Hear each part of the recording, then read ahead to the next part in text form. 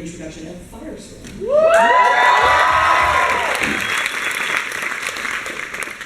Danielle, I have to imagine that Caitlin Sepulveda, you showed an interesting reaction to the return of her fiance. She does not handle it well. She spent the last year grieving the loss of Ronnie, and then she thinks maybe he's back, and maybe she's lost her mind, and seeing him in a very different form is extremely challenging for her. Yeah. And now for our Arrow people, obviously they're talking about how it's a little bit darker for them to see. What about for Team Arrow getting a lighter side? Will we have see a lighter side of Team Arrow moving forward? No. How do you think they've affected you guys, though? Arrow, the musical? I think that it's important to know for us that other stuff is out there, like metahumans, and that there's a whole team. It's nice to stretch beyond Starling City, but that smile that you saw on Oliver's face lasts about 4 seconds in the next episode, and then it's gone. We need you guys. We don't have your technology. We don't have your facilities. Superpowers. Easy. We're doing just fine. But we don't make it. Okay, now that there's a little bit more of the crossover, are we going to see more gadgets coming over from Star Labs to the Foundry? Yeah, I mean, there's a couple of big Star Labs inventions that are going to be coming Arrow's way, which will be very cool. And like Greg said, one of the best things about when you read a comic book when you're a kid or an adult, is watching the characters cross over, and what happens in one book affects the other. And these shows are so tightly knit. It does sort of feel like one giant show that's sort of happening. So as many times as we can, there's the mini crossovers and bigger ones, like when Felicity Grace Flash's presence in episode 4, and then obviously this giant crossover event. And how soon before we're going to get more crossovers? Well, this We're just working out the back half of the year, and there'll be other crossovers, but there won't be a two-parter like this in the back half of the year. I think. You know what it is? It's because our finales that we tend to build toward on both these shows are so massive to begin with. It's just, it would be impossible. I don't think. I'm sort of curious, what has been your favorite part of the crossover? Whether that was a particular scene you guys did, or Greg said that we carried our own, that seemed to cross over everyone's fit, and that's because we're working with very good actors. It's a pleasure. The scene where David sees Grant as the Flash for the first time, you could build an entire blooper reel about this from that scene. I don't know how, if you watch it again, you'll see me bite my lip a bunch, because that's the only way that I can get through it. I swear to God. The first take actually got ruined, because the first time you did that thing with the fries, literally the entire crew burst out. Grant, what about you? What was your favorite moment? That's actually my very favorite moment from all of the crossover stuff. Was the first time David sees Barry arrive in the suit with the powers. We had a lot of fun that night.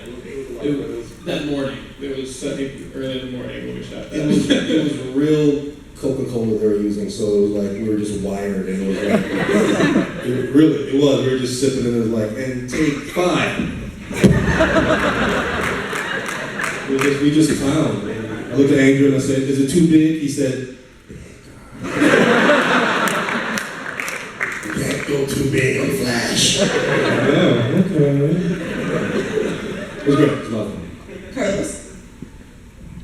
It's definitely working with these actors. I had binge watched Arrow before I was actually a part of The Flash, so I knew these spaces in some capacity, and then I actually got to work with them. I was like, oh, this is dope. It was really awesome. So I really enjoyed that, and I actually really enjoyed working with the crew over on Arrow. They are awesome. A lot of them were on a pilot too. Or Yeah. a handful of them. That was cool. And we're going to take some fan questions shortly if you guys want to line up. But I want to hear Danielle and Emily, what were some of your favorite moments from the crossover?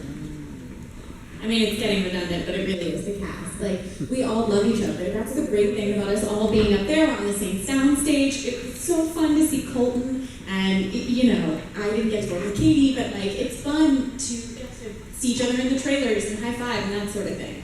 It's really special. Also, high five clubs.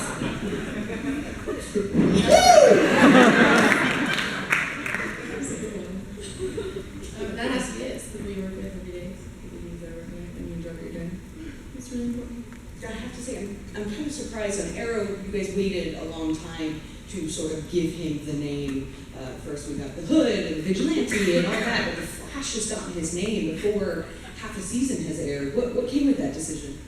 I would say that was, of the three of us, that was really Jeff Johns, who's not here tonight. He was just like, we gotta name him soon. We gotta name him soon. And so we did it. We just did it. We were calling Barry the Streak. So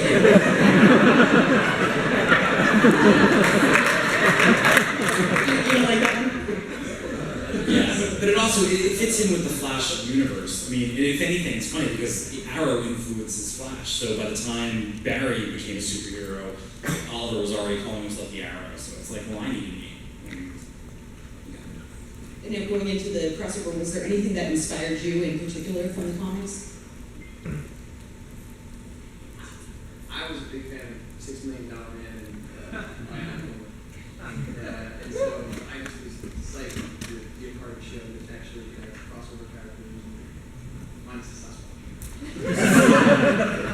For me, I thought about Journey's End, which is a season 4 finale of Doctor Who. And just seeing my wife is cringing. That stupid show you watch. No, but in that episode, you saw everybody in the TARDIS, and that was sort of how it felt when you saw everybody in the Vortex or everybody in the Foundry. It was just to see everybody there together. yeah, Steven is fantastic at Facebook. I will probably never be able to keep up with them, but I'm trying to get better with social media in general. I'll never keep up with Steven though, so it's okay.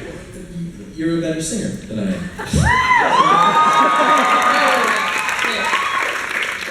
Can we hear you sing?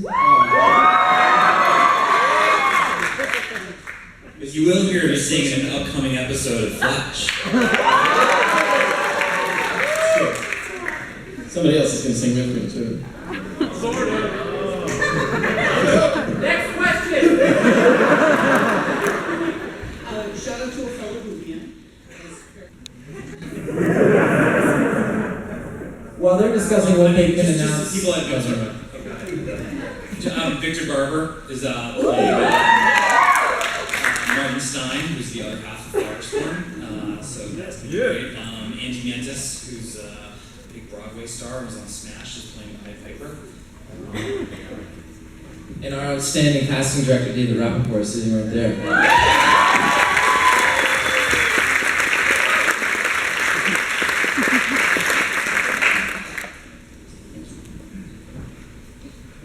Hey guys, first of all, I want to thank you for creating a brand new golden era of superhero television. You guys are aces, thank you very much for that. And I want to talk about the budgets on the show because you guys paint on a huge canvas here on both of these shows. On a television budget, you guys are doing feature film, huge effects and everything. Is that something you guys take into consideration? Do you think budget? I mean, I know you have to, but when you go in initially, are you thinking big budget, small budget? You had to cut corners here. How does that process work for you guys?